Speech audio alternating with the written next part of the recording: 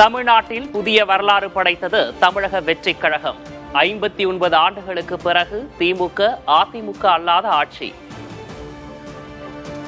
C. Joseph Vijay எனும் நான் தமிழ்நாட்டு அரசின் முதலமைச்சராக நேர்மையானதை செய்வேன் என்றும் ஆண்டவன் மீது ஆணையிட்டு உறுதிமொழிகிறேன். உங்க விஜய் நான் வர.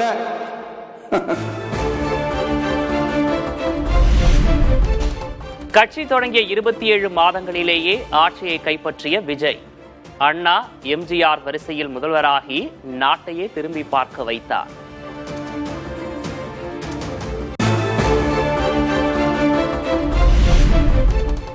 தமிழ்நாட்டின் முதல்வராக பதவியேற்றார் தவிக தலைவர் விஜய். பதவி பிரமாணம் செய்து வைத்தார் ஆளுநர் அர்லேக்கர்.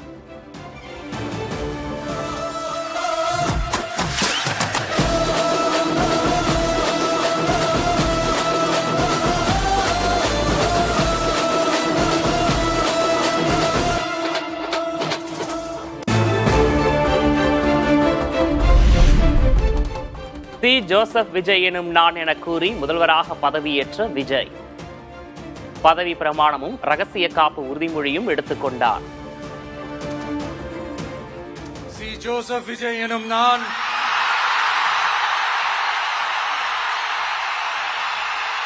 சட்டப்படி அமைக்கப்பெற்ற இந்திய அரசியல் அமைப்பின்பால் உண்மையான நம்பிக்கையும் மாறா பற்றும் கொண்டிருப்பேன் என்றும் நேர்மையானதை செய்வேன் என்றும் ஆண்டவன் மீது ஆணையிட்டு உறுதிமொழிகிறேன்.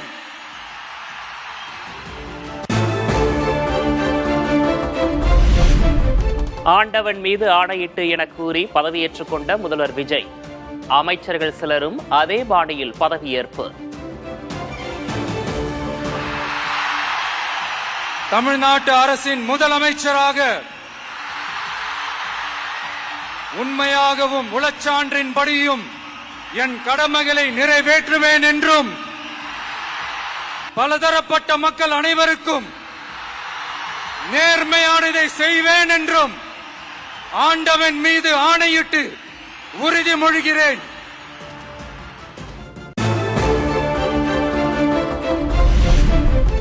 கோட் ஷூட் அணிந்து முதல்வராக பதவியேற்ற விஜய் வேட்டி சட்டையிலிருந்து கோட் ஷூட்டுக்கு மாறும் தமிழக அரசியல்.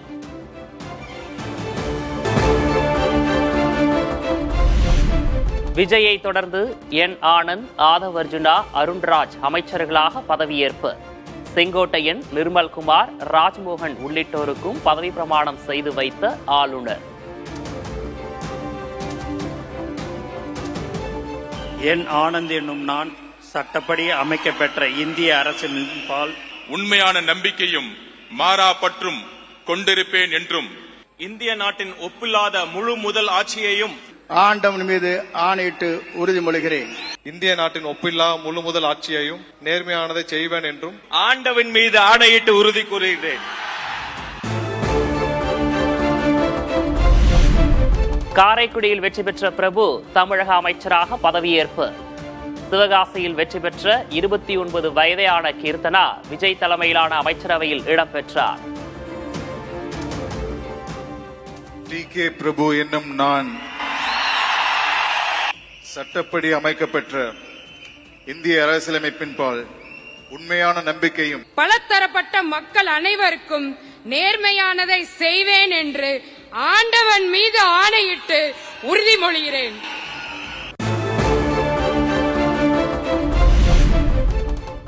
முதல்வரான கையோடு விழா மேடையில் முக்கிய கோப்புகளில் கையெழுத்திட்டார் விஜய். 2 மாதங்களுக்கு 500 யூனிட் வரை பயன்படுத்தும் வீடுகளுக்கு 200 யூனிட் வரை கட்டணமில்லா மின்சாரம் என அறிவிப்பு.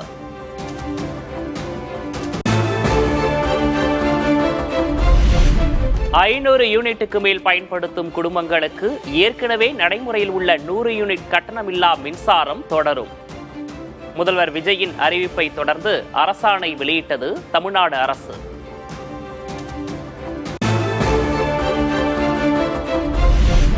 முதல்வர் விஜயின் 200 யூனிட் மின்சார கட்டணமில்லா மின்சார அறிவிப்பு குறித்து டிடிவி தினகரன் விமர்சனம்.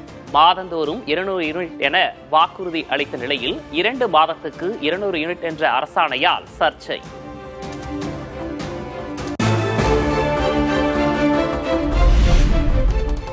பெண்களுக்கான பாதுகாப்பை மேம்படுத்தும் வகையில் சிங்கப்பெண் சிறப்பு அதிரடிப்படை உருவாக்கும். போதைப்பொருள் தடுப்பு படை உருவாக்கப்படும் என தவிக அரசு அறிவிப்பு.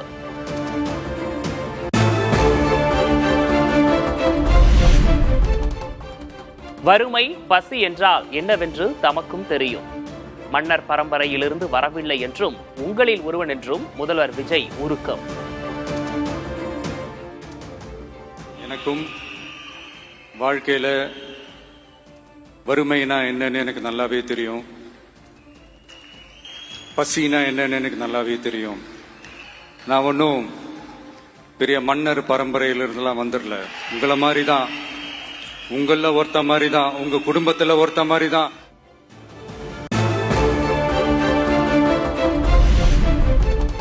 ₹10 லட்சம் கோடி கடன் கஜானாவை காலி செய்துவிட்டு சென்று விட்டார்கள் என முதல்வர் விஜய் குற்றச்சாட்டு.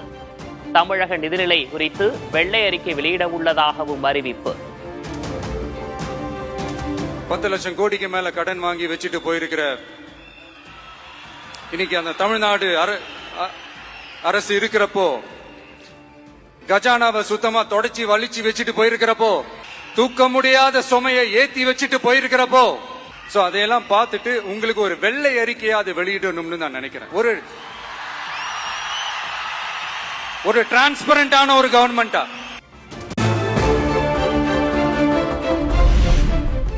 வாக்குறுதிகள் அனைத்தையும் படிப்படியாக நிறைவேற்றுவேன் என முதல்வர் விஜய் உறுதி.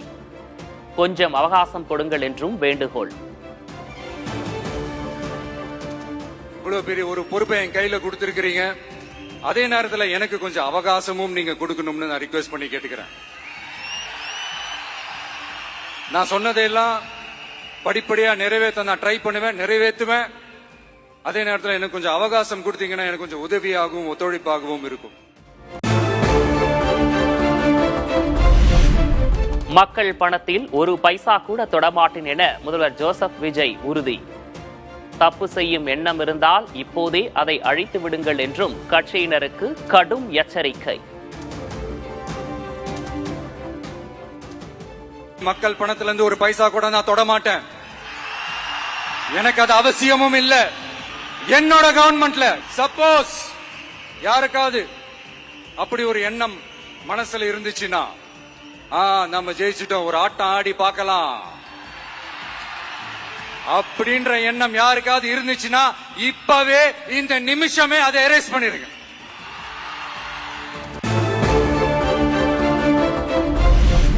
தவிக ஆட்சி அமைக்க ஆதரவு கொடுத்த கட்சிகளை நினைவு கூர்ந்த முதல்வர் விஜய். ராகுல் காந்தி உள்ளிட்ட தலைவர்களுக்கு நன்றி தெரிவித்து நெகிழ்ச்சி. மக்கள் நலன்களை மட்டுமே லட்சியமாக கொண்ட நமது அரசுக்கு பக்கபலமாக நின்று ஆதரவை வழங்கியுள்ள காங்கிரஸ் பேரியக்கத்தின் தலைவர் மதிப்புக்குரிய திரு மல்லிகார்ஜுன் கார்கே அவர்களை, பாராளுமன்ற எதிர்க்கட்சி தலைவர் மதிப்புக்குரிய மை பிரதர் திரு ராகுல் காந்தி அவர்கள்,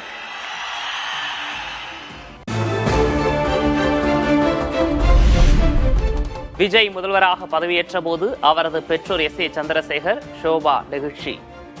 ஆனந்த கண்ணீர் சிந்தி உணர்ச்சி பெருக்கு.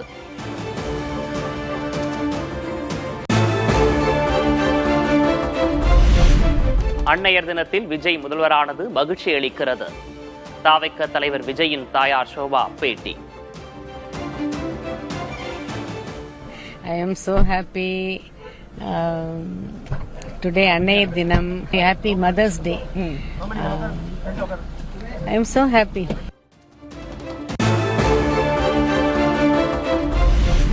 விஜய் பதவியேற்பு விழாவில் பங்கேற்று காங்கிரஸ் மூத்த தலைவர் ராகுல் காந்தி வாழ்த்து. தவிக ஆட்சி அமைப்பதில் முக்கிய பங்காற்றியவர் என்பதால் மேடையில் முக்கியத்துவம் அளித்த விஜய்.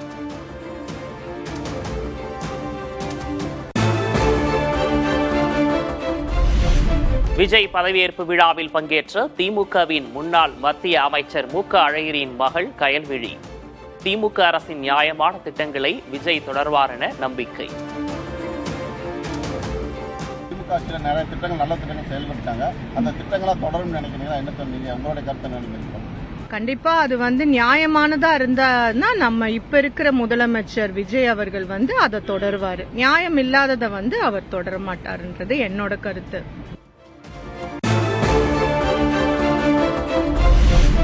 விஜய் முதல்வராக பதவியேற்றதை அடுத்து தவிகவினர் மகிழ்ச்சி கொண்டாட்டம். தமிழ்நாட்டின் பல்வேறு பகுதிகளிலும் கரைபுரண்ட தொண்டர்களின் உற்சாகம். ஜோசப் விஜய் எனும் நான்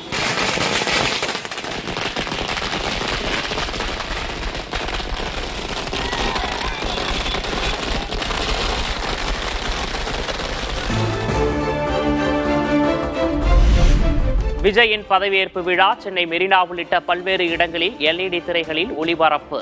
புதிய தலைமுறை தொலைக்காட்சியின் நேரலை ஒளிபரப்பை திரையில் கண்டுகளித்த பொதுமக்கள்.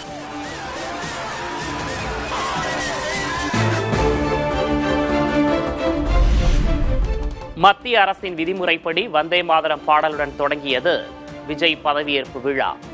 இரண்டாவது தேசிய கீதமும் மூன்றாவதாக தமிழ்தாய் வாழ்த்தும் பாடப்பட்டதால் சர்ச்சை.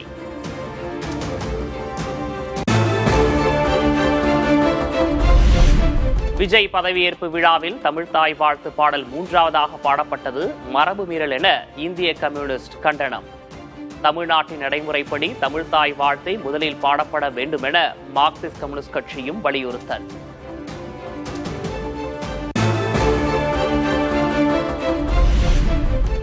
தமிழ்நாட்டின் முதல்வராக பதவியேற்ற பின் கோட்டைக்கு சென்ற விஜய் முதல்வர் நாற்காலியில் அமர்ந்து பொறுப்பேற்றுக் கொண்டார்.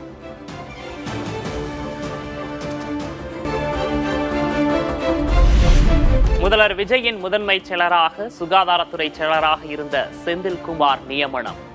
மற்றொரு தனிச் செயலராக ஆதிதிராவிட நலத்துறை செயலராக இருந்த ஜி லட்சுமி பிரியாவை நியமித்து உத்தரவு.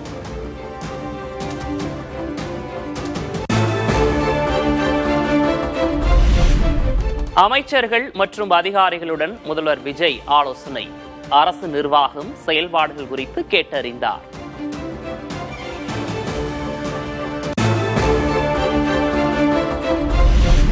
பதவியேற்ற முதல் நாளே சட்டம் ஒழுங்கு தொடர்பாக ஆலோசனை நடத்திய முதல்வர் விஜய். டிஜிபி சந்தீப் ராய் ரத்தோர், தலைமைச் செயலர் சாய்குமார் உள்ளிட்டோர் பங்கேற்பு.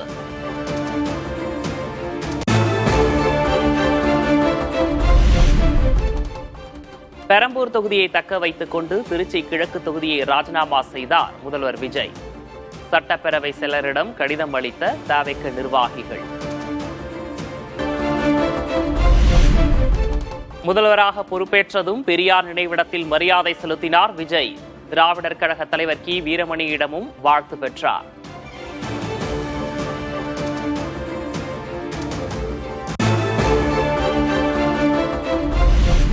தற்காலிக சபாநாயகராக சோழவந்தான் தனி தொகுதி MLA கருப்பையா நியமனம். முதல்வர் விஜய் முன்னிலையில் பதவி பிரமாணம் செய்து வைத்தார் ஆளுநர் அர்லேக்கர். சட்டமன்ற பேரவையின் உறுப்பினராக தேர்ந்தெடுக்கப்பட்ட மூவி கருப்பையா என்னும் நான் சட்ட முறைப்படி நிறுவப்பெற்றுள்ள இந்திய அரசியலமைப்பு சட்டத்தின் உண்மையான நம்பிக்கையும் பற்றுதலும் ஆகிக் கொண்டிருப்பேன் என்றும் இந்திய நாட்டின் இறையாண்மையும் ஒருமைப்பாட்டையும் நிறுத்துவேன் என்றும் நான் மேற்கொண்டுள்ள இருக்கும் கடமையை நேர்மையுடன் நிறைவேற்றுவேன் என்று கடவுளரை உறுதிபுரிகிறேன்.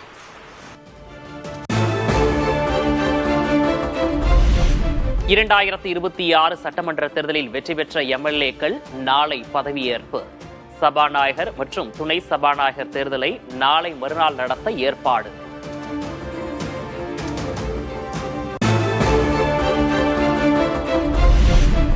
சட்டமன்றத்தில் வரும் 13ஆம் தேதிக்குள் பெரும்பான்மையை நிரூபிக்க அவகாசம் விடுத்துள்ள ஆளுநர். நம்பிக்கை வாக்கெடுப்பு கோர ஆயத்தமாகும் முதல்வர் விஜய்.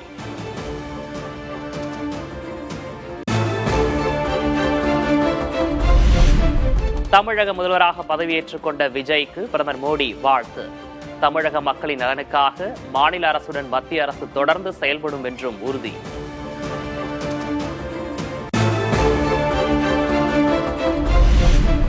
ஒரு புதிய தலைமுறை, புதிய குரல், புதிய கற்பனையை தமிழ்நாடு தேர்ந்தெடுத்து விட்டது. முதல்வர் விஜய்க்கு காங்கிரஸ் மூத்த தலைவர் ராகுல் காந்தி வாழ்த்து.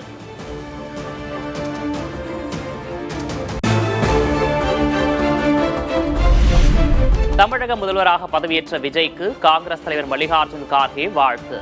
புதிய அரசு பெரியார் மற்றும் காமராஜர் வழியில் சமூக நீதி மற்றும் பகுத்தறிவு சிந்தனையுடன் செயல்படும் என்றும் நம்பிக்கை.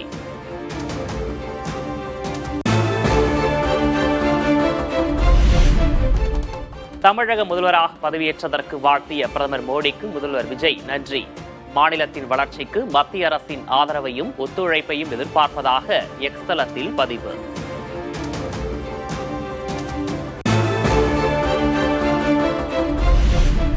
பதவியேற்பு விழாவில் நேரில் கலந்து கொண்டு வாழ்த்தியதற்காக ராகுல் காந்திக்கு நன்றி தெரிவித்த முதல்வர் விஜய். மக்கள் சேவைக்கான பயணத்தில் ராகுலின் ஆதரவு பெரிதும் போற்றப்படும் எனவும் பாராட்டு.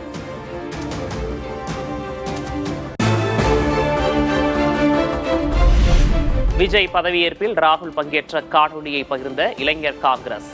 ஜோடங்கர் பகிர்ந்த காணொலியும் வைரல். தமிழக முதல்வராக பதவியேற்ற விஜய்க்கு இலங்கை அதிபர் அனுரகுமார திசநாயக்க வாழ்த்து. தெலுங்கானா முதல்வர் ரேவந்த் ரெட்டி, உத்தரப்பிரதேச முன்னாள் முதல்வர் அகிலேஷ் யாதவ், ஒடிஷா முன்னாள் முதல்வர் நவீன் பட்நாயக் உள்ளிட்டோரும் வாழ்த்து.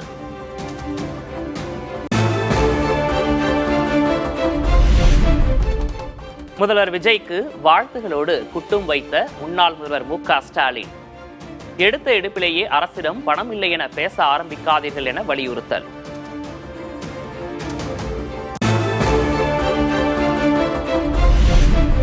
$10 லட்சம் கோடி கடன் என்ற முதல்வர் விஜயின் குற்றச்சாட்டுக்கு அனுமதிக்கப்பட்ட வரம்புக்குட்பட்டே தமிழ்நாட்டின் கடன் அளவு இருப்பதாக மு.க. ஸ்டாலின் பதில். வாக்களித்த மக்களை ஏமாற்ற திசை திருப்ப வேண்டாம் என்றும் முதல்வர் விஜய்க்கு ஸ்டாலின் கண்டனம்.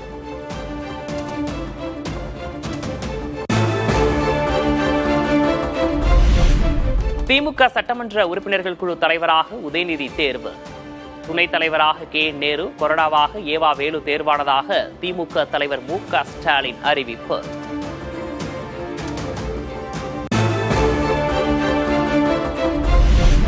அதிமுகவில் ஏற்பட்ட கருத்து வேறுபாடு காரணமாக 3வது நாளாக தனித்தனியாக ஆலோசிக்கும் எம்எல்ஏக்கள். எடப்பாடி கே. பழனிசாமி தலைமையில் ஒரு குழு, சி.வி. சண்முகம் தலைமையில் ஒரு குழு ஆலோசனை.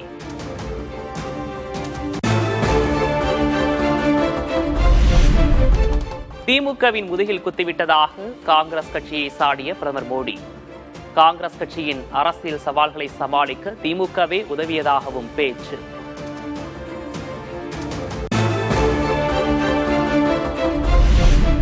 மக்களின் இதயங்களை பாஜகவால் ஒருபோதும் விலைக்கு வாங்க முடியாது.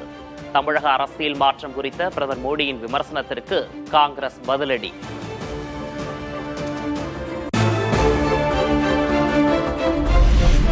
கேரளத்தில் புதிய முதல்வர் யார் என்பதில் நீடிக்கும் குழப்பம். கார்கே வீட்டில் நடந்த 3 மணி நேர ஆலோசனை கூட்டம் முடிவு எட்டப்படாமல் நிறைவு.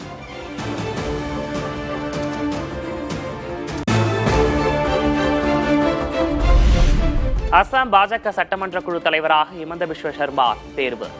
12ஆம் தேதி முதலமைச்சராக பதவியேற்கிறார்.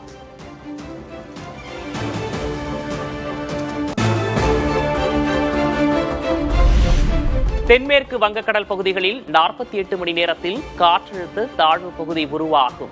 சென்னை வானிலை ஆய்வு மையம் கணிப்பு.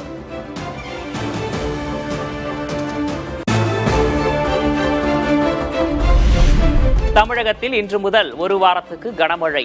10 மாவட்டங்களில் இன்று கனமழை பெய்யக்கூடும் என வானிலை ஆய்வு மையம் அறிவிப்பு.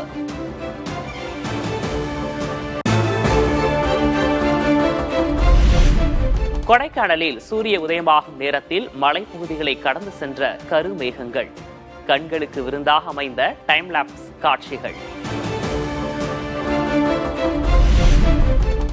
கோடை விடுமுறையொட்டி குற்றாலம், திருப்பரப்பு அருவிகளில் குவிந்த சுற்றுலா பயணிகள். தேனி மேகமலை அருவியிலும் பொதுமக்கள் குளித்து உற்சாகம்.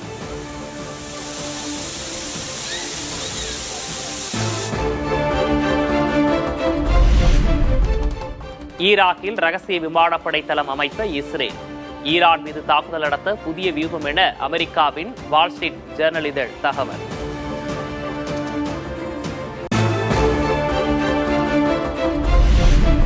பிரிட்டனில் மன்னராட்சி முறையை ஒழிக்க கோரி நூற்றுக்கணக்கானோர் போராட்டம். பக்கிங்ஹாம் அரண்மனை முன் அரச குடும்பத்திற்கு எதிராக முழக்கங்கள்.